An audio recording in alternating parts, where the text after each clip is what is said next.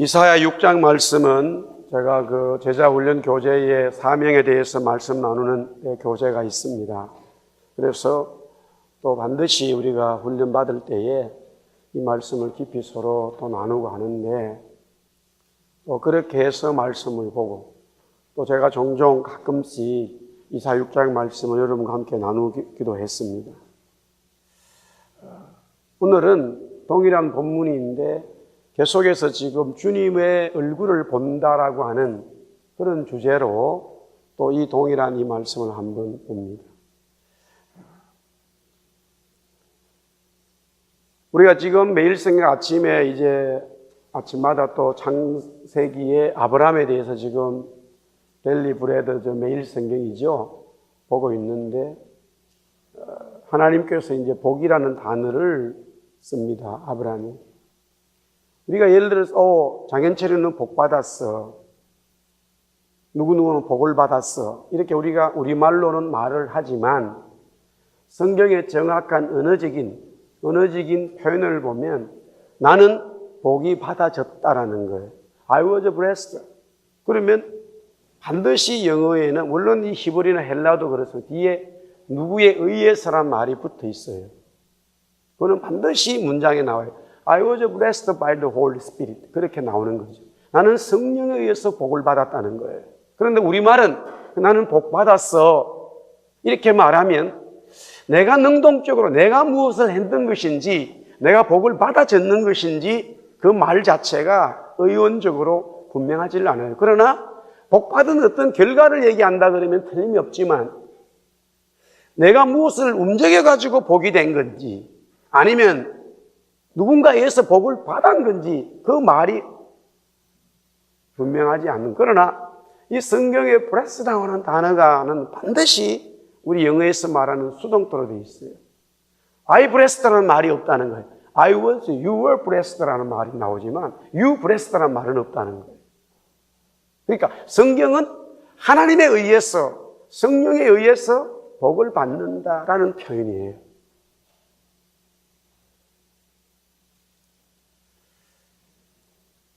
마찬가지로 I saw God face to face라는 표현을 썼지만 그 실제 내용은 내가 본 것이 아니라 하나님이 나에게 보여주었는데 내가 보았다라는, 여기도 오늘 내가 본 적 그렇게 말해요.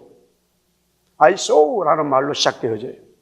오늘 6장 1절에도 보면 내가 보았다 그렇게 나와요. I saw the Lord라고 시작되면 내가 주님을 보았다라고 시작되어지는데 그것은 이미 주님이 거기에 계셨기 때문에 내가 보았다라는 말이지 실제는 하나님이 이사야에게 보여주신 거예요. 하나님이 야고보에게 보여주시고 하나님이 베드로에게 보여주시고 하나님이 바울에게 보여주신 거예요. 나타나 주신 거예요. 그러나 표현적으로 나는 주님을 보았습니다. I saw God이라고 말할 수 있어요. 그러나 내용적으로 보면 그래서 우리가 지난주에 베드로에 대해서 말씀 나눌 때에도 베드로를 비롯한 이 제자들, 실망한 제자들, 사명을 버린 제자들이 고기 잡으러 갔는데 주님은 그 호숫가 옆에서 계속 제자들을 보고 계셨어요. 단지 나는 주님을 보았습니다. 주님이네요. 주님입니다라고 베드로를 비롯한 제자들이 말을 했지만 이미 주님은 그 전에 와 계셨고 또 보고 있었다라는 거지.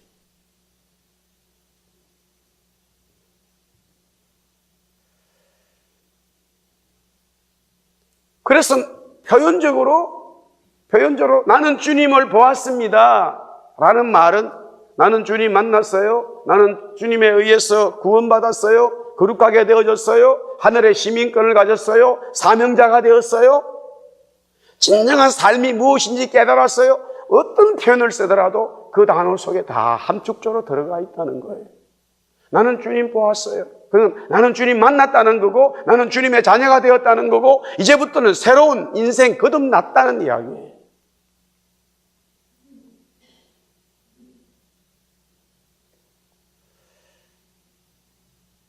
이사야 6장은 우시의 왕이 죽된 해에 왕족이면서 선지자인 이사야가 하나님의 성전에서 큰 영적인 은혜를 경험하는 하나님을 보게 되는 내용입니다. 역사적으로 이 우시아는 8년 동안 나병이 들었어요. 그가 16세에 왕이 되어가지고 50년간 정치를 하면서 너무나 나라를 잘 다스렸습니다. 근데 그가 왜 나병이 걸렸느냐 하면 교만한 병이 들었어요. 그 교만한 병이라는 것은 어떤 것으로 드러나게 됐냐면 하나님의 성전에서 이 우시아 왕이 이제 예배를 집례하게 되는 향단에다가 분향을 하려고 했습니다. 이거는 제사장이 해야 되는 유일한 일입니다. 우시아 왕도 너무나 정치를 잘했기 때문에 하나님을 잘 섬겼기 때문에 그렇게 되어지면 하나님의 법에 위배되는 것이 일어나도 하나님은 아시지만은 사람들은 당장 말하기가 어려워요. 세월이 지나면 뭐 그런 것들이 막 드러나기도 하지만 너무나 지도자가 영적이든 아니면 정치적으로 강하게 잘하는 정치 지도자나 종교 지도자, 교회 지도자가 되면 그가 정말로 어떤 일을 정말로 중요한 일에 잘못함에 있어도 사람들은 말하기가 어려운 거지요. 그건 우리 역사에서 많이 보게 되어집니다. 근데 하나님은 그냥 넘어가지는 않아요, 그분은. 반드시 하나님은 이야기를 하게 됩니다. 결국 그게 뭐냐면은 하나님을 대신하게 되는 이제 교만한 것이 일어났다는 거지요. 그러나 전반적으로 그럼에도 불구하고 지금 여기 이사야는 남쪽 유다, 북쪽은 이스라엘이고 남쪽 유다 같은 이스라엘이 나누어져 있어요. 땅덩어리도 크지도 않으면서 하여튼 우리 대한민국도 지금 그렇잖아요. 전체 세계 지도를 보면 남북한 다 합쳐도 별로 표시도 안 난다고. 근데 표시가 나는 거는 태평양 바다 쪽에 일본이 있고 여기 조금 톡 튀어나온 게 있으니까 표시가 나는 거지 실제 나라가 있는지도 몰라요. 그러나 올림픽을 하고 이제 월드컵도 하고 경제가 국민 소득이 2만 불이 넘고 한국에 있는 기업들이 전 세계에 나가게 되니까 요 사이도 가끔씩 이렇게 만나면은 현대차가 일본 차냐고 물어요. 삼성이 일본 회사냐고 묻는 사람들 많아요. 삼성이 한국이라고 그러면 자기는 제 편인 줄 알았다는 거예요. 백인들 중에 그런 분이 아직까지 많다니까요.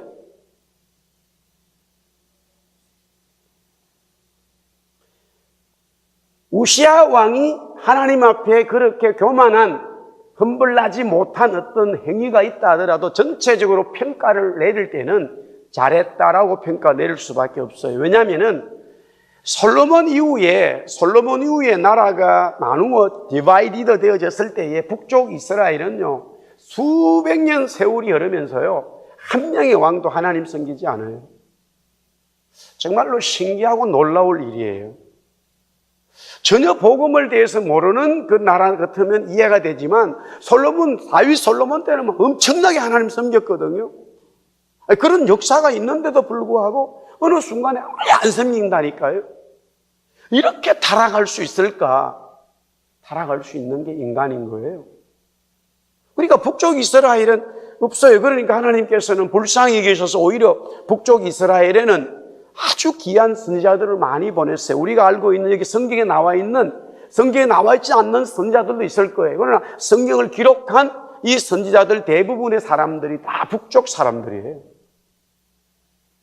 그리고 남쪽도 거의 없다고 보면 돼요. 한 4명, 5명 정도 우리가 평가하기 어렵지만. 그러니까 그래도 몇 명, 한 서너 명은 있었어요, 남쪽은. 그러니까 그 수백 년 흐르면서 남쪽도 없는 거나 마찬가지니까 우시아 왕의 그렇게 한 것에 대해서는 대단히 잘했다라고 평가 내릴 수밖에 없다는 이야기죠. 그 정도면 점수를 많이 줄 수 있어, 이런 거겠죠.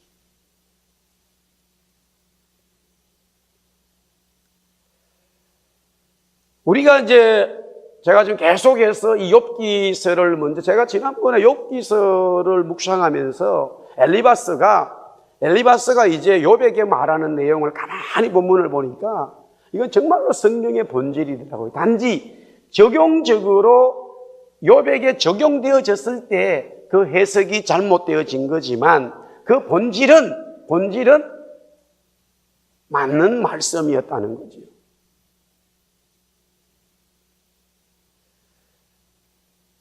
그랬을 때에 오늘 여기에 먼저 관계성 욥기서를 한번 우리가 잠깐 지난번도 계속해서 봅니다만 우리 욥기서를 한번 같이 한번 보겠습니다. 욥기 22장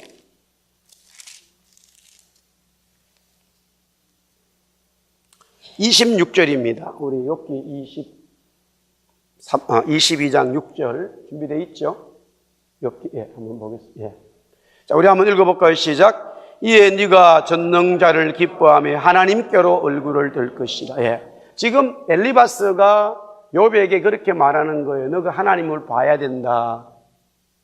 제가 이 말씀을 해석을 했어요. 하나님이 우리에게 먼저 찾아와 주신 이후에는 여러분과 제가 하나님을 만났잖아요. 그러면 우리는 이후에는 계속적으로 하나님을 만날 수 있어요. 할렐루야. 그러나 하나님이 우리에게 찾아와 주시 않았고 하나님이 구원자로 인식되지 않는데 내가 하나님을 찾는 것은 범죄라 성경은 말해요. 우리 이 세상에 누구도 하나님 찾을 수 없어요.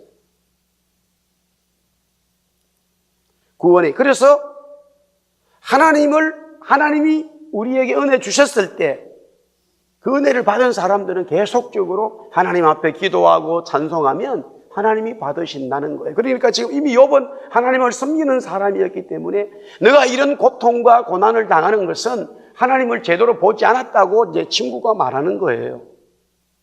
그래 본다는 거죠. 그러면 우리가 하나님을 보았다, 하나님이 나에게 찾아오셨다라는 이 말씀은 다르게 본질적으로 우리가 어떻게 적용하고 해석을 해야 되냐면 24절 25절이에요. 24절 25절. 욥기서 시작. 내 보화를 티끌로 여기고 오빌의 금을 계곡의 돌로 여기라.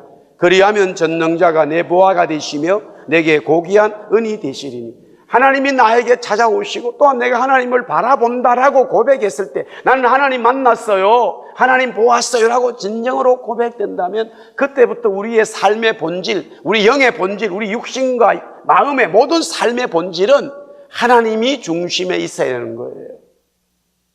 성경은 그것을 원하고 있어요.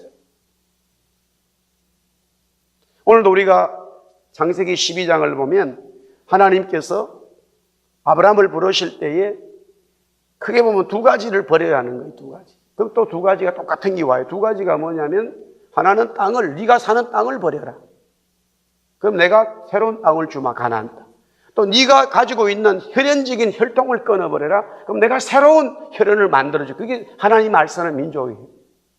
그러니까 하나님께서는 우리에게 어떤 말씀을 하실 때 새로운 이야기는 없어요. 적용하면 네가 생각하는 물질을 버려라. 그럼 내가 물질 줄게 이 말이에요. 너가 생각하는 아들 버려. 그럼 내가 아들 줄게 이 말이에요. 그러나 말씀은 그렇지만 실제 우리가 그거 받아들이기가 어려워요. 예를 들어 장은철 목사, 장 목사님, 네가 생각하는 지식 버려. 네가 생각하는 지식 버려. 그러면 내가 너에게 지식을 주마. 이게 하나님의 지혜예요. 그러면 그것을 따라가기 위해서는 반드시 하나님의 말씀을 쫓아가야 되는데, 그래서 5절에 보니까 창세기 12장 5절에 하나님의 말씀을 따라갔다 그래요. 그러나 막상 가나안 땅에 가보니까 우리가 아는 대로 기근이 들었다 이거예요. 그래서 애굽으로 간단 말이에요. 그래서 성경은 애굽으로 내려간다. He went to Egypt. down. went down to Egypt. down이랑 up이라는 말을 쓰지 않는다니까요. 그것도 말이 맞지 않아요. 애굽으로 올라가야 되는 거지. 가나안은 완전 촌동네고 애굽은 막 엄청나요. 예를 들어서 여기서 저 시골에 내려간다 그러지 시골 사람으로 가면서 올라간다라고 말하지 않는다고. 우리 서울에서 우리는 시골에서 그랬어요. 나 서울 올라간다 말했지 서울 내려간다고 말하네. 그러면 서울 사람들은 다 그래요. 대구로 내려가냐고. 그 말은 뭐냐면 크다는 거예요. 더 중요하다는 거예요. 성경은요, 하나님이 주신 가나안 땅이 더 중요했다니까요. 그래서 다시 그 일을 하나님께서 복을 주셔서 이상한 거짓말을 하고 하다 깨져가지고 다시 그러니까 다시 하나님께서 가나안을 올라갔더라. 그렇게. 현장에서 우리가 하나님 말씀 받아도 현장에 생각지 못한 어려움들이 오면 그 말씀들 다 깨져버리는 거예요. 뭐 어쩔 수 없어요, 우리 인간은. 그런 어떤 것을 통해서 이제 믿음으로 자꾸 정리가 되지만, 그러나 본질적인 것은 저는 하나님 만났어요. 하나님 나를 부르셨어요. 하나님이 나에게 찾아와 주셨어요. 하나님이 아브라함에게 찾아와 주셨다. 그렇다면 그것은 이렇게 말씀하는 거예요. 오늘 여기 성경처럼 하나님이 내 삶의 중심인 거예요. 하나님이 내 삶의 모든 것의 중심인 거예요. 그것을 원론적으로 성경은 가르치고 있어요. 단지 저와 여러분, 아니 성경에 나와 있는 많은 인물들이 이제 그런 사건, 하나님을 중심으로 두었지만은 현장에서 일어나는 어떤 일들을 보게 되어지면 그렇지 못할 때가 많기 때문에 쭉 적으면서 우리가 깨닫고 적용하는 것 뿐이지, 원론은 하나님이 나를 찾아와셨고 나는 하나님 만났어요. 나는 하나님 만났어요 라고 고백했어요. 그때부터 모든 삶의 중심은 하나님이 되어 있어야 된다는 거예요. 할렐루야. 자, 그랬을 때에 이사야가 우시의 왕이 죽된 해라, 그때에 내가 보았다. 이 말은 표현적으로 이사야도 지도자의 한 사람이었지만 그나마 남쪽이, 북쪽은 뭐 아예 하나님 섬기지도 않고요. 남쪽도 대부분이 왕들이 안 섬겼어요. 그러나 우시아 왕은 참 하나님 잘 섬겼기 때문에 이런 귀한 지도자가 마지막에 뭐 예배 때에 분양하는 일로 인해 가지고 나병이 들어서 죽었지만 8년 동안 고생하다가, 그럼에도 불구하고 이 정도의 왕 지도자가 없는 것은 나라가 되게 어렵다. 이런 내용이 이사야뿐만이 아니라 그 남쪽 유다 백성들 속에 들어있는 거예요. 그래서 이게 우시아 왕이 죽던 해라고 하는 이 단어에 의미가 들어있는 거지요. 그렇다면 하나님을 본다라고 하는 개념에서 정말로 이사야조차도 주님이 이 나라의, 유다의, 이스라엘의 본질이구나, 우시아 왕이 죽지만 안타깝지만 하나님이 우리나라를, 이스라엘을 통치하고 계셔라고 하는 신앙의 중심이 확 살아나지를 못했다는 거예요. 우리는 이런 일을 많이 경험합니다. 저도 더 많이 경험해야 될 것 같아요. 일명 저도 지금 이민사회, 이민교회 목사로 투잡을 뛰고 있어요. 바쁩니다, 지금.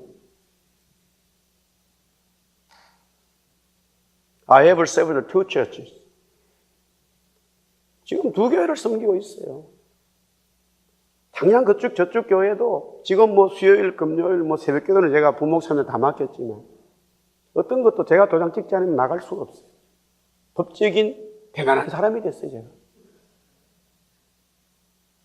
장로님들 늘 저 목사님 이거 어떻게 해야 되냐? 제가 말해야 도장, 그래 이거 하세요 하면 나가는 거. 그런데 이번 주일 나가면 5주째 가는데 이번 주일 지나면 이제 노예가 되고, 너무나 중요한 일이다 보니까 노예에서 저를 도와라고 두 사람을 같이 옆에다 붙여놨어요. 그래가지고 며칠 전에 만나서 나 도저히 못하겠다. 공식적으로 못한다. 이제 더 이상 할 수 없다. 그런데 리젝트를 당했어요. 다시 제가 노회장님한테 해서 저 도저히 못합니다. 그리고 이제 화요일날, 월요일날 가서 화요일, 수요일 이틀 동안 노회할 때 제가 공식적으로 전체를 못하겠다 얘기하니까 본인이, 노회장님이 지금 장 목사 아니면 안 되고 너가 가서 얘기하는데 아무도 받을 사람 없다는 거예요. 아무도 그걸 수용해 줄 사람 없다는 거예요. 제가 지금 투잡을 해야 된다는 거예요. 근데 힘들어요. 어쨌든 오늘도 여러분들이 저를 위해 좀 기도 많이 해주세요. 할렐루야. 제가 뭐 그 짐을, 투잡을 뛰고 싶어서 뛰겠습니까? 하나님이 저에게 맡겨주셨어요. 저한테 위로를 뭐 주시려고 그런지는 모르지만 그 내용을 아시는 분들이 어쨌든 지금 하여튼 뭐 조금씩 나아지고는 있습니다. 우리가 우리 자신을 보고 환경을 보면 너무나 힘들어서 그만둘 때가 많아요. 마침 또 우리 교회가 창립되는 이 시점에 또 그 일을 맡고 있기 때문에 저는 그 일을 하면서 99년, 2000년, 이때에 정말로 아무것도 없고 그때의 마음이 많이 지금 오히려 그 마음은 자꾸 가지게 돼요. 실제로 힘들지만은. 그러나 객관적으로 우리가 뭐 믿음이 있다. 이사야도 그랬어요. 이사야 엄청난 선지자입니다. 그러나 어떤 상황들에 있어서 어려운 일이 오면은 그래 하나님 중심에서 하나님 나 이끌겠지. 하나님 나에게 은혜 주실 거야. 하나님이 도와주실 거야. 그런 말은 하지만 현실적으로 내 가슴 속에 영으로 자리를 잡지를 못해요. 어떨 수가 없어요. 그럼에도 불구하고 하나님은 계속 우리에게 하나님 중심으로 두라고 말씀하고 있어요.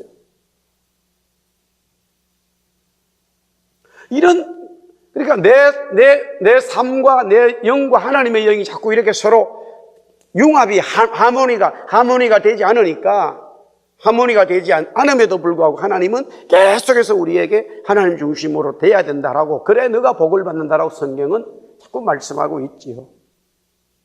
그래서 우리의 연약함들이 나타날 때에 그냥 하나님은 우리를 내버려두지 않으시고 오히려 그때에 하나님은 오히려 은혜를 주셔서 하나님 중심으로 가도록 하나님이 역사하신다는 거예요. 그게 또 하나님의 은혜라 그렇게 우리는 고백하죠. 할렐루야. 지금 이사야도 그런 속에서 그런 실망의 속에 있을 때에 하나님께서 이사야에게 나타나 주신 거예요. 하나님 중심을 이제 두게 되면, 하나님이 중심, 내 삶의 중심으로 딱 오게 되면은 21절 우리 욥기 22장 21절에 어떻게 되냐면요, 하나님과 나와의 관계가 이루어져요. 우리 한번 읽어볼까요? 시작. 너는 하나님과 화목하고 평안하라. 그리하면 복이 네게 임하리라. 관계성이 이루어져요. 자, 하나님이 나에게 얼굴을 보여주셨다. 그건 구원을 은총을 주시고 찾아와 주셨다라고 말할 수 있고, 그 은혜를 받은 이후에 계속해서 우리는 하나님을 바라보고 있죠. 그 하나님을 바라본다는 게 다르게 해석하면 하나님 중심으로 있는 거예요. 금이나 은이나 자녀나 이 환경이 다 우리가 귀하게 쓰지만, 그러나 본질적으로 결정할 때는 하나님 중심으로 가는 거죠. 이 하나님 중심이 내 속에 있어요. 그래서 그것을 21절의 욥기서에는 하나님과 관계가 먼저 화목하고 평안에 이루어져야 되는 거예요. 하나님과 관계가 화목하고 평안해지려고 하니까 22절 말씀에 뭐라고 말하냐면은, 욥기서에 같이 볼까요? 다 같이 시작. 청하건대 너는 하나님의 입에서 교훈을 받고 하나님의 말씀을 내 마음에 두라. 그렇게 말하죠. 그러니까 하나님과 계속적인 커뮤니케이션이 일어나려고 그러면 하나님이 주신 말씀이 왔다 갔다 해야 되는 거예요. 말씀으로 교통하는 거예요. 그래야 하나님 중심이 계속 갈 수 있죠. 자, 이사야를 보겠습니다. 이사야가 현실적으로 하나님 중심을 둬야 되는데 우시아 왕이 너무 잘했기 때문에 거기에 마음이 쏠리지만, 하나님은 우시아 왕이 죽던 그 해에 이사야에게 하나님을 바라보라고 하나님이 이사야에게 얼굴을 보여주셔서 은혜 주셔서 이사야가 하나님을 보게 되었다는 거예요. 이사야가 하나님을 보게 된다는 것은 이제 하나님과 평안하고 화평하고 하나님의 말씀과의 관계, 즉 하나님과 커뮤니케이션이 일어난다는 거예요. 근데 가만히 보니까 욥기서에는 그냥 하나님이라고 하는 단어로 나와 있지만, 오늘 여기 이사야 6장은 가만히 보면서 그 하나님과 화목하고 하나님과 지금 대화를 하고 있어요, 이사야가. 그런데 그 하나님이 세 분인 것을 발견하게 되어져요. 한 분이지만 세 분인 하나님과 관계를 맺어지는 이사야의 모습이 나오는 거죠. 그 첫 번째가 예수님이에요.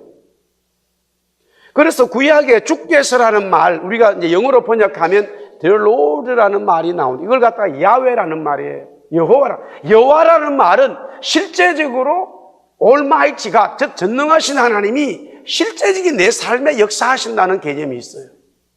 이게 인카네이션의 뜻이 있는 거죠. 그러니까 하나님이라는 단어가 있는데, 그거는 물론 하나님은 전능하신 Almighty가 하신데, 하나님 그러는데 그걸 다시 여호와, 야훼라는 말로 하나님이 이름을 바꾸셔서 쓰시는 것은 장년치리 너희에게 집중해서 내가 말하고 은혜 주 말하는 뜻이 있어요.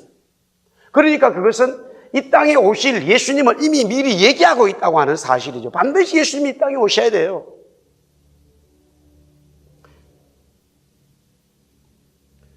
그렇기 때문에 그 예수님의 얘기를 구약에 보면 신약도 마찬가지지만 오늘 여기에 성전에 가득하였다. 옷자락이 성전, 즉 하늘에 높이 들린 보좌, 보좌라고 하는 것이 하늘이잖아요. 보좌에서부터 지금 이사야가 있는 그 성전에 옷이 딱 걸쳐 있는 거예요. 그 야곱이 본 환상입니다. 그리고 예수님이 또 그렇게 말해요. 제자들에게 인자가 너희들이 오르락내리락 하는 것을 볼 것이다. 야곱의 이야기를 예수님이 직접 제자들에게 말하죠. 물론 그때의 제자들은 이해를 하지를 못했어요. 그러나 본질적으로 우리가 하나님과 관계를 맺어지게 됐을 때에 그리스도와 나와 연결되어 있다는 것을 깨닫게 되죠. 할렐루야. 이게 영적으로 보여지고 내가 오면요 마음이 편해집니다. 지금 이게 안 오기 때문에, 이걸 경험을 못하기 때문에 불안한 거예요. 인생 삶 자체가 걱정이 되고요, 다 자기 소견대로 막 말하게 되는 거죠. 그러나 어떤 어려움이 오지만은 거기에서 주님이 하늘의 보좌에 계신, 요한도 보았고 바울도 보았지만 하늘에 계신 보좌에 있는 주님이 다 내 옷 여기까지 입은 여기에 주님의 옷이 턱 걸쳐 있어서 내가 연결돼 거기 안에 있다고 그러면 얼마나 편하겠어요. 할렐루야지. 걱정이 뭐 있겠어요.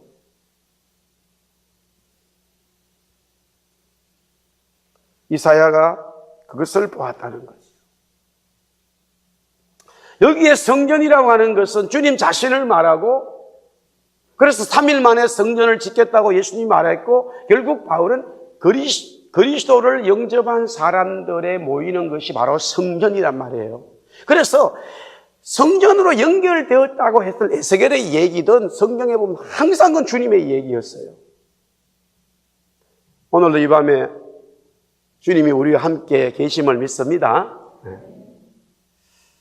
자꾸 이렇게 좀 성경을, 어려운 이 성경도 자꾸 얘기하기니까 어렵다는 얘기는 하지만 그래도 여러분이 들으셔야 돼요. 할렐루야. 물론 재미있는 예화 얘기하면서 톡톡 들어오겠지만 그거는 다 생명력이 없어. 힘들어도 성경을 알아야 돼, 성경을. 그래서 바울이 디모데, 너가 어릴 때부터 성경을 알았다라고 말해. 왜? 말씀이 생명이기 때문에. 말씀이 그리스도이기 때문에. 이것은 나이와 관계없어. 이건 남녀 관계없고 이건 영의 문제예요. 영으로 역사하는 말씀인 줄 믿습니다.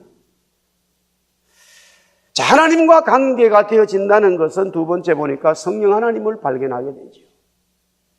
오늘 여기 이사야 본문에 보니까 6장 4절에 문지방의 터가 요동하고 진동이죠. 성전의 연기가 충만했다. 구름이 성전에 꽉 끼인 거예요. 지금 화재 119 아닙니다. 불난 거 아니에요. 지금 이사야가 주님을, 하나님을 보는데 거기에 구름이 그 성전 안에 꽉 끼어 있는 거예요. 그 다음에 막 자기가 기도하고 환상을 보고 있는데 막 흔들림이 왔어요. 지진이 일어난 거죠. 성령께서 역사하시는 지진은 사람이 죽지 않습니다. 그러나 하나님이 화나서 주는 지진은 많이 죽어요. 사도행전 2장에도 이제 기도할 때에 터가 요동되어지는 역사가 있죠. 재미있는 것은 1906년도에 미국의 아주사, 즉 LA입니다. LA에서 아주사 부흥운동의 시작이, 그 이제 흑인 목사님하고 성도들이 모여서 어느 집에서 기도하는데 진동이 일어나가지고 그 집이 다 무너졌죠. 그 집이 다 무너졌어요. 완전히 무너져 버렸어요. 그 집만 무너졌어요. 옆집은 아무 관계 없어요. 그런데 무너졌는데 아무도 다친 사람 없어요. 그래서 그게 미국 부흥운동의 시작이 된 거죠.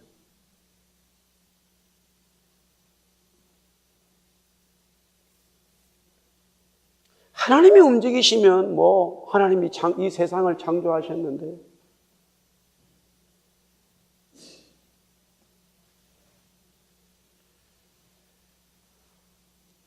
저는 이제 분명히 자꾸 제가 여러분들에게 말씀을 드리잖아요. 우리가 기록되어진 말씀을 부인하고 그렇게 할 필요는 없지요. 당연히 말씀을 중요시하죠. 이 말씀 자체가 그리스도이기 때문에, 성령이기 때문에 그분이 역사할 때는 많은 일들이 일어납니다. 그 문을 열어놓으셔야 돼요.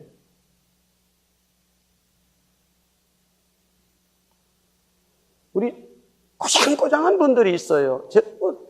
성경대로 해야 된다는 거예요. 가만히 그런 분들 들어보면 진짜 기도가 없어요. 두 분 만나면 이게 막 은혜가 있는 사람들은 만나고 싶고 대하고 싶은데 그러면서 막 성경도 안 한다고 그런 분들이 있어. 근데 또 뭐 기도 많이 한다고 그러는데 가만히 보면은 말씀을 몰라. 이런 사람들은 신비주의로 갈 확률이 많아요. 우리가 이 말씀을 중심으로 두고 말씀을 사랑하고 말씀대로 적용하고 말씀대로 순종해 가면서 이 말씀의 주인은 성령이요 그리스도이기 때문에 그분이 저와 여러분들에게 역사할 때, 교회 역사할 때 말씀대로 역사하면서 새로운 어떤 일들을 많이 하셔요. 그분은 창조주입니다. 제가 여기까지 말하기까지 저도 많은 변화가 있었어요. 저 같은 성격의 소유자는 안 바뀌어요. 솔직히.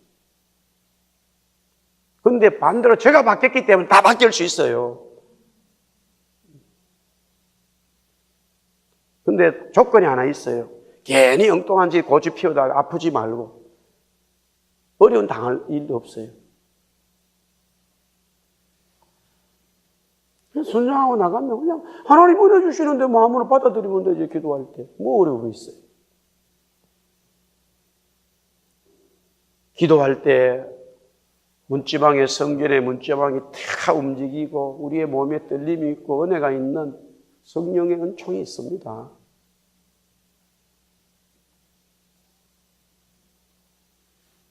그러므로 역사하는 성령님의 은혜가 있죠. 그뿐만이 아니죠. 성전에 피어있는 숯불을 이사야 입술에 대었는데 입술은 타지 않았고 화상도 나지 않았고 재앙만 탔다라는 성령의 불같은 은혜가 이사야에게 임했지요.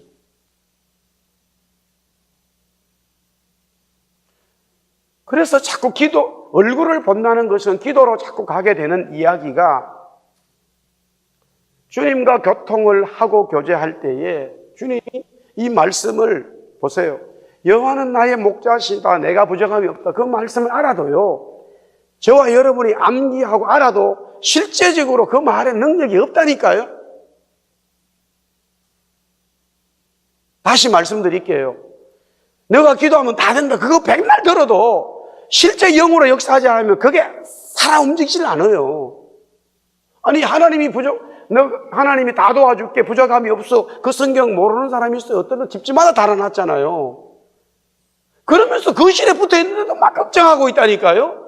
거실에 시편 23편 1절이 딱 붙어 있어. 거실에 여호와는 나의 목자시니 내게 부족함이 없다 붙어 놔놓고 걱정하고 있다니까. 거실 밑에서 그거 밑에서. 여러분 얘기 아니에요. 여러분 얘기 아니라니까. 제 얘기였다니까요. 무엇을 말하는지 아십니까? 바울이 우리의 성경 이 말씀을 신비에 새기지 않으면 하나도 안 믿게 돼 있어요. 그게 원칙입니다. 그건 아무리 교회 생활 다녀도 하고 아무 관계 없어요. 어느 순간에 우리는 불락을 만들어요. 하나님 말씀에 대해서 우리는 본질적으로 받아들이질 않아요. 왜? 우리가 진노의 이 마귀의 자녀가 되어버렸기 때문에. 그러나 그 말씀을 알고 있을 때에 정말로 주님 이 말씀이 나에게 영으로 정말로 믿어지도록 도와주세요. 그것은 기도로 갈 수밖에 없어요. 기도로. 그래서 기도에 집중하게 되고 정말로 매어 달리면 그 말씀이 진짜 영으로 인식되어져서 하나님은 나의 목자이기 때문에 내 부족함이 없다라는 말씀이 내 영에 찾아버려요. 그 은혜가 분명히 오기 때문에 그때에 그 성령께서 도와주시기 때문에 그것을 믿게 되어지는 거예요. 그러면 그 말씀에 믿어지면 그 순간의 불안과 근심이 그냥 한순간에 사라져버려요. 얼굴에 하색이 돌아. 그것은 성령 하나님이 하시는 거예요. 성령 하나님이 믿게 만드는 거예요. 그래서 성령님이 주신 은사에 반드시 믿음의 은사가 들어있는 이유가 그래서 말씀하고 있어요. 성령께서 나를 통해서 믿게 해줘야 된단 말이에요.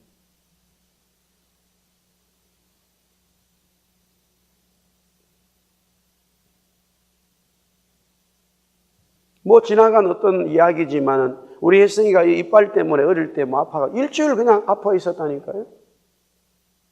무슨 내가 무슨 뭐 아버지가 무슨 뭐 독한 아주 뭐 개분자합니까? 아니에요. 하루 이틀도 아니었다니까요.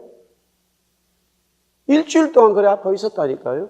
돈이 없는데 도둑질할 수도 없잖아요. 그런데 한국에다 아는 사람들에게 돈 얘기 빌려가지고 하면 되지만은 그 얘기 하려고 그러면 주님이 꽉 막아버리는데 정말로 난감한 거라니까요, 여러분들. 누구한테 빌려서 병원 가면 돼, 그냥. 또 내가 어디 가서 이래가지고 버려서 하면 돼. 주님이 싫어하는데. 그래서 그냥 당한 거예요. 당하고 있었는 거예요. 일주일 되어가지고 막 애가 잠도 못 자고 매일 울고 그러니까 일주일이 지났다고. 그때에 혜리를 학교 보내주면서 걔는 아직 학교를 안 다녔을 때예요. 혜성이. 옛날 얘기죠. 여기 와서 초창기의 이야기지. 하도 마음이 안 돼가지고 혜리를 학교 데려다 주고 오면서 여기 지금 에드먼드 스쿨인데 요 아파트가 뭐 그렇게 거리가 멀질 않지만 그 전봇대 전봇대 그 붙들고 울었다니까요, 혼자요. 한 30분 울었는지 모르겠어요. 한참 울었어요.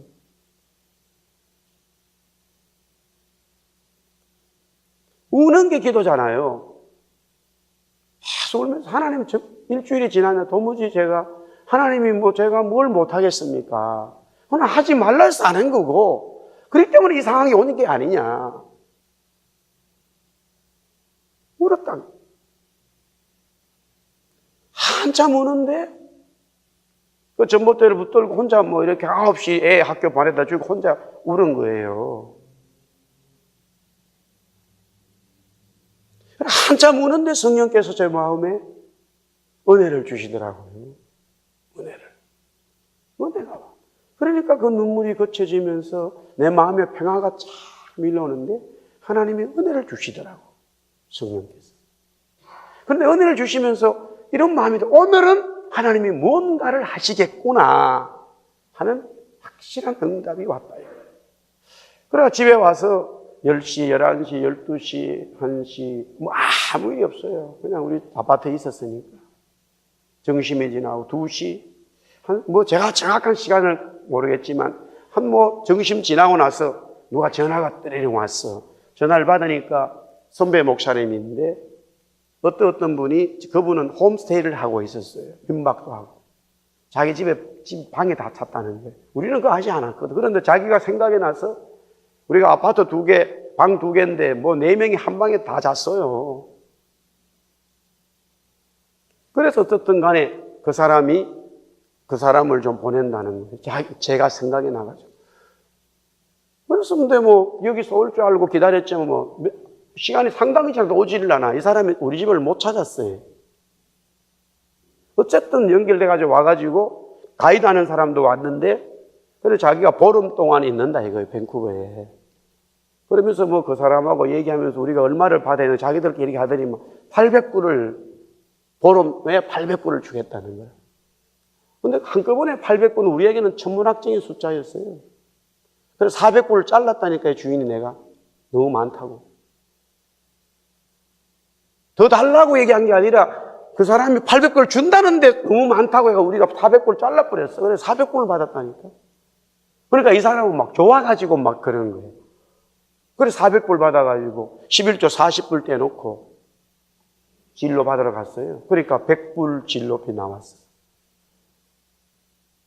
그런 스토리가 계속적으로 있는 거예요.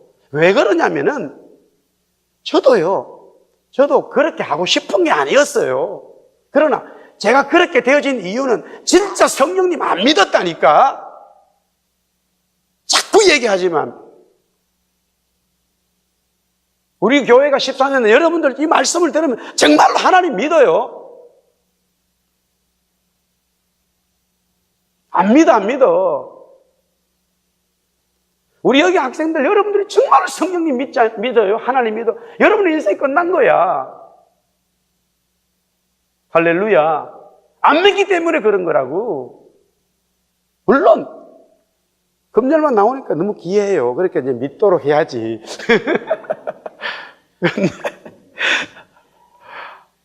아이고, 이번에 저쪽 교회 가니까 우리 여기 뭐 장로님들, 우리 집사님들이 다 그러면 거기 가면은 젊은 사람들이 맨날 이래 젊은 사람들이 그렇게 사람들이 젊은 사람들이 무슨 얘기나. 그 난 젊은 사람들이 대체 어떠냐 보면 다 50대가를 젊은 사람들이 불러. 60, 70, 80 다 어른들만 계셔. 뭐 한 100명 이상이. 창립 14주년을 보면서요, 정말로 저 하나님은 위대하신 분이에요. 창조주예요. 여러분들 그분을 만나고 그분에게 은혜를 받아야 돼요. 우리 인간의 이 짧은 생각은 아무것도 아니라니까요. 너무나 웃기는 이야기야.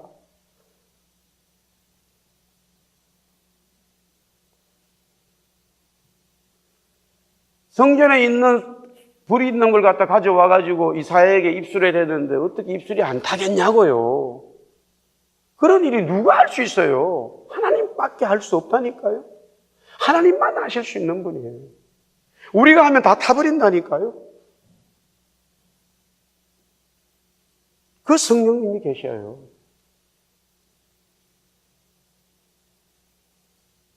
그래서 아파트에서 또 뭐 이렇게, 그때는 뭐 대인이 조그마한 게 있었어요. 무릎을 꿇고 손을 들고 찬송을 하고 주님 앞에 기도를 하면 그 성령님이 나타나셔서 말씀하시고 힘을 주시고 내 눈물을 닦으시고 기도를 들으시고, 그분은 살아계시잖아요. 할렐루야. 그분은 살아계시잖아요. 그러니까 일일이 제가 그분에게 얘기 안 할 수 없죠. 사실은 다 알고 계십니다. 그러나 그분은 뭘 좋아하시냐면 저와 여러분들의 우리의 삶에 일어나는 것들을 이야기하면 그분이 답을 주셔요. 반드시 답을 주셔요. 우리 자녀들이 아버지에게 부모님에게 얘기하면 진짜 여러분들이 제대로 복을 받으려면 그 부모님에게 이야기를 해요. 서로 교통하세요. 그러면 부모님께서는 그에 대해 어떤 것들에 대해서는 받아들이고 어떤 것들에 대해서는 이렇게 했으면 좋겠다 그러면 순종하는 자녀가 복을 받아요.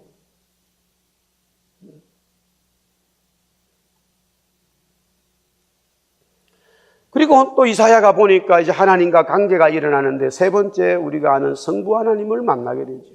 그분이 말씀하시고 그분이 사명을 주시고 그분이 지금 거룩한 씨로 말미암아 완전한 구원의 역사를 이루시겠다고 이사야에게 말하고 있어요. 구원의 계획과 완성을 주관하시는 성부 하나님을 이사야는 보았죠. 분명히 하나님은 한 분이신데 세 분이 여기 등장되어 있죠. 그 세 분이 한 분이면서 또 복합적으로 역사하고 계시죠.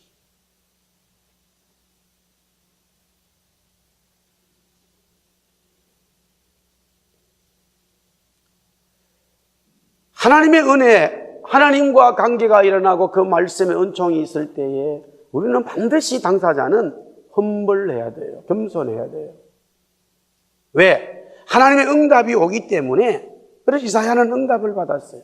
이스라엘 통치하시는 분은 하나님이구나. 우시아 왕이 아니구나. 그렇기 때문에 이사야는 거기에 하나님 앞에 겸손해질 수밖에 없어요. 그래서 그가 이렇게 고백해요. 하나님, 저는 망하게 되었습니다. 죽게 되었습니다. 내 입술이 부정하여 하나님 앞에 설 수 없습니다. 겸손한 자가 되는 거죠. 좀 천사들이 막 자기 얼굴을 가리우고 막 이렇게 거룩하다 그래요. 겸손한 자에게 하나님 은혜 주시죠. 정말로 은혜 받았다면, 정말로 하나님의 은혜를 받으면 받을수록 우리는 하나님 앞에, 사람 앞에 겸손해질 수 있는, 겸손해져야 되는 거예요. 마땅히 겸손해져야 되는 거예요. 그래서 그 겸손한 모습을 가지고 있을 때에 하나님은 어떻게 하냐면 반드시 겸손한 자에게 겸손해진 영적인 자세가 되어지면 하나님은 그 사람에게 사명을 말씀하세요.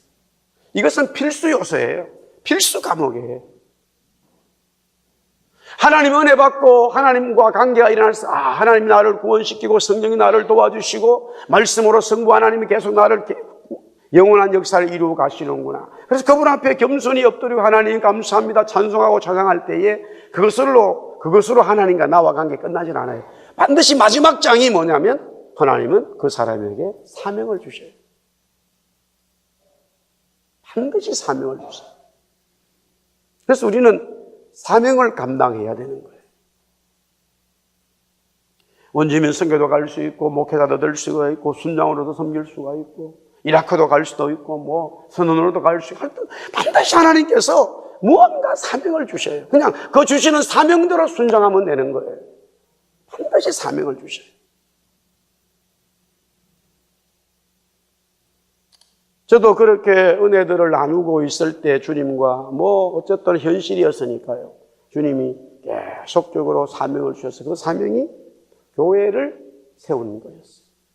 저는 그런 은혜를 받았지만은 사실은 5년 동안 거부하고 있었어요. 5년 동안 결국에는 거부했죠. 많은 중간에 일들이 있었습니다. 주님이 원하시는 교회는 그건 저에게 말씀하신 거예요. 하나님께서 어떤 각자의 교회, 하나님의 성도 다르지만 하나님이 저에게 말씀하신 거 교회가 모여서는 반드시 주님만을 사랑하는 거 이거 가르쳐라. 언제까지 가르칠 것이냐? 주님 자신이 오실 때까지.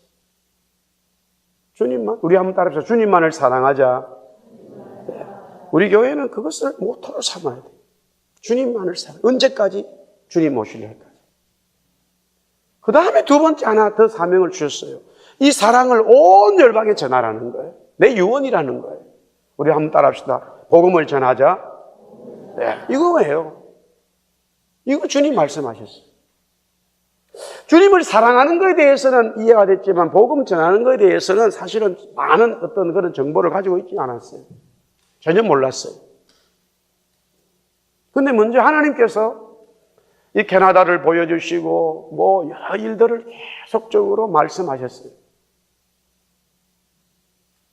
지금 정말로 그때는 워낙 하나님이 저를 교회를 하게끔 했기 때문에 그런 일들이 벌어졌다라고 저는 믿어요.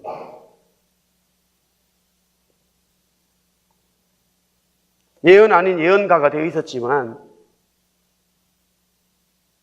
하나님이 교회를 시작하게끔 하기 위해서 저에게 주셨던 은혜들이었어요. 제가 자꾸 거부를 하니까. 그게 어떤 개인을 만나도 하나님께서 그 개인에 대한 예언을 하게 했어요. 그러니까 이제 치료의 역사가 있는 거죠. 그 사람이 저에게 말 한마디 하지 않았어요. 사실 저는 알지도 못하죠. 그분의 이름이 뭔지 이미 나서 몇 년인지 전혀 모르죠. 하나님이 만나게 했을 때 그냥 말씀하시는 거예요. 저분은 이렇고. 기도할 때 캐나다는 이렇고. 동계올림픽 열 때 주님 아침에 딱 이렇게 뉴스 하나님 성령께서 그때 밴쿠버는 아예 들어가지도 않았어요. 이렇게 설명하더라고요. 그래서 제가 밴쿠버에 동계올림픽이 있는데 전혀 사람들이 믿지 않았어요. IMF 마찬가지였어요. 97년도에. 여름에 기도하는 하나님께서 저에게 보여주셨어요. 저는 IMF 뭔지 모르지 경제라는 걸 알았어요. 경제. 아파트에서 기도하는데 하나님께서 기도 중에 여기서 이렇게 봉투를 꺼내 나한테 딱 보여주더라고요. 그래서 이게 뭡니까? 보라 그래요. 근데 보니까 전쟁이더라고요. 그래서 제가 아이고 주님 안 됩니다. 대한민국 전쟁을 일으키겠다는 거예요. 그래서 안 된다고. 우리 어머니가 전쟁을 싫다 그랬다고. 우리 어머니도 전쟁 싫다는데 이거 주님 안 된다고 제가 울고 그랬어요. 그러니까 주님이 다시 이걸 집어넣었어요. 근데 위쪽 주머니에서 뭔가 하나 딱 보라 그러더라고요. 제가 또 열으니까 경제라죠. 그래서 난 IMF 뭔지 모르지만 근데 이거에 대해서 말할 때는 더 이상 말을 하지 않았어요. 그래서 왜 그러냐면 왜 주님이 우리 대한민국을 손을 대냐고 제가 물었어요. 나를 사랑하지 않는다. 너무나 많은 주의정들이 교회들이 나를 배반했다는 거예요. 많은 복을 주었다는 거예요. 하나님께서.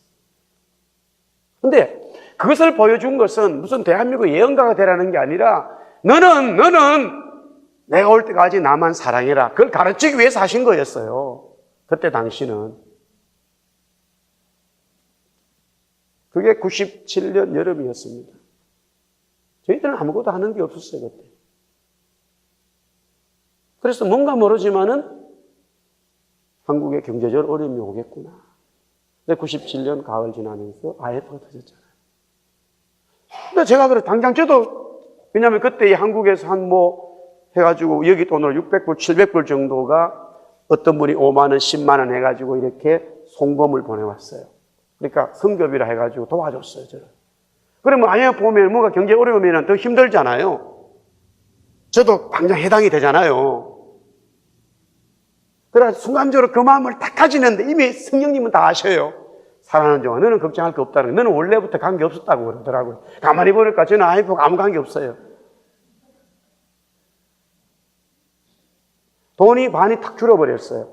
환율이 높아졌죠. 또 5만원, 10만원 보내는 교회들도 또 반이 없어졌어요. 그런데 그게 우리가 여기 온 지 1년 반이 딱 지났을 때예요. 그 시점. 정부에서 500불 주더라고요. 우유값이 나온 거예요. 똑같았다니까요. 다시 원위치 됐어.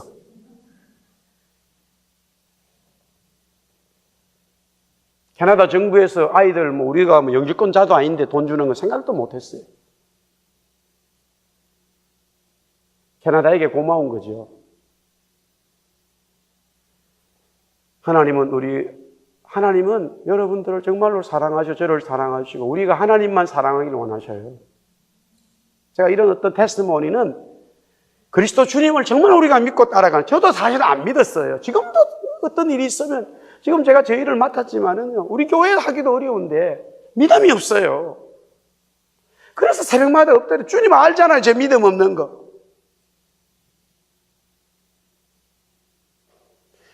조금 더 심한 표현으로 이지우가 완전히 망쳐버렸다니까요. 여러분들이 교회에 공식적으로 제일 휴가를 줬지만은 중간에 계속 사람 만나고 해요.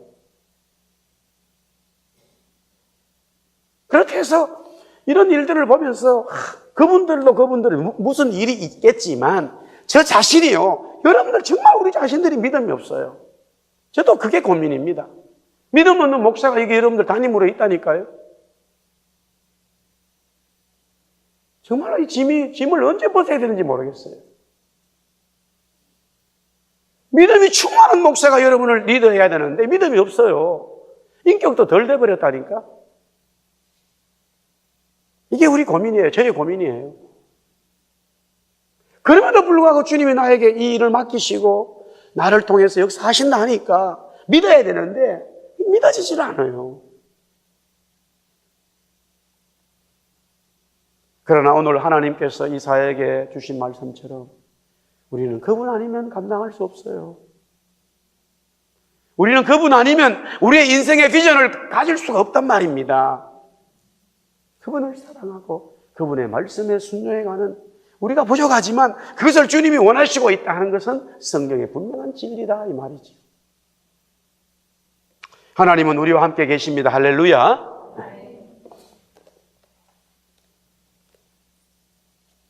우리 154번 나의 힘이 되신 여호와 우리 한번 찬양합시다.